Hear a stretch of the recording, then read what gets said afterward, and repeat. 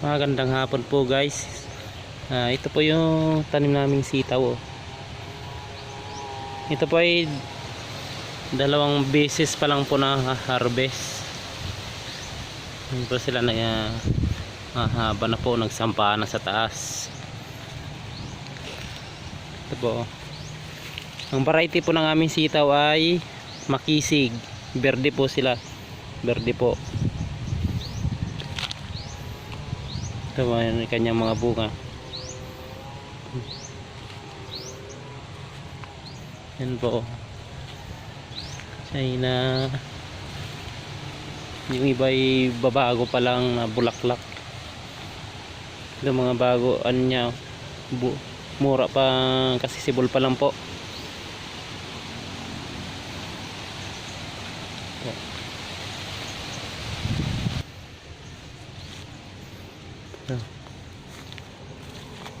Hindi pa po sila kasi sa kasagsaga ng bunga kasi pangalawang pitas pa lang po namin.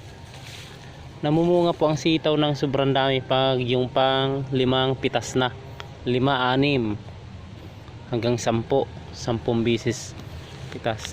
Doon po sila na dami ang bunga.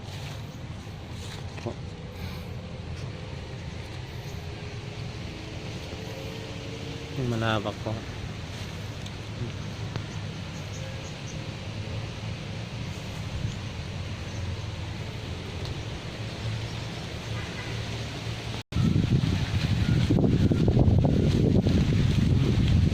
Maigi po ay bago maghangin ay nagsampahan na po sila. Hindi na po sila kaya ay laglag kanilang mga talbos.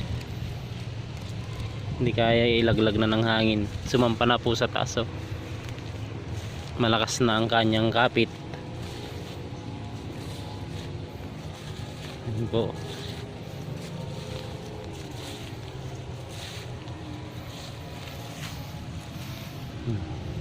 Babago pa lang po ang kanyang bunga, hindi pa kadamihan.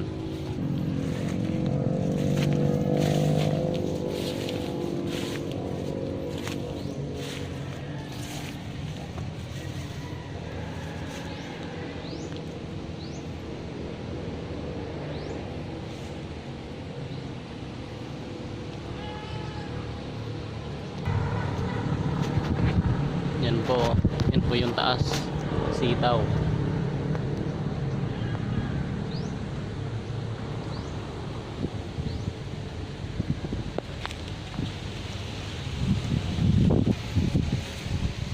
Mga katanim, pansin nyo po ay hindi po malago ang kanilang dahon.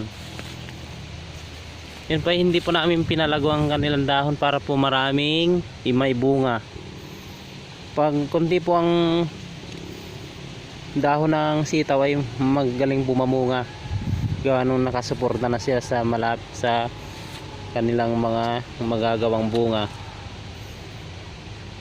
Pag malago po ang sitaw ay hindi po magaling mamunga.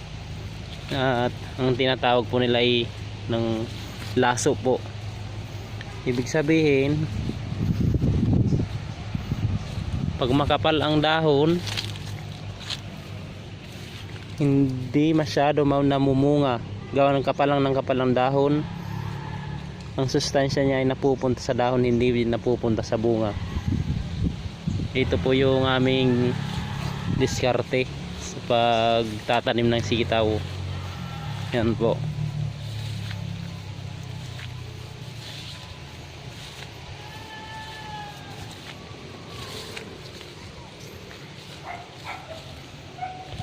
Ito po yung aming drum pag mag-i-spray.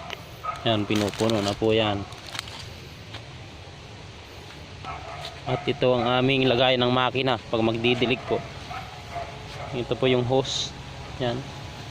Hinuhos lang po namin para mabilis po. Yan po. Hindi po kalagawan ng dahon para marami ang maibunga. Yan po, naglalabasan na po nganyang bulaklak.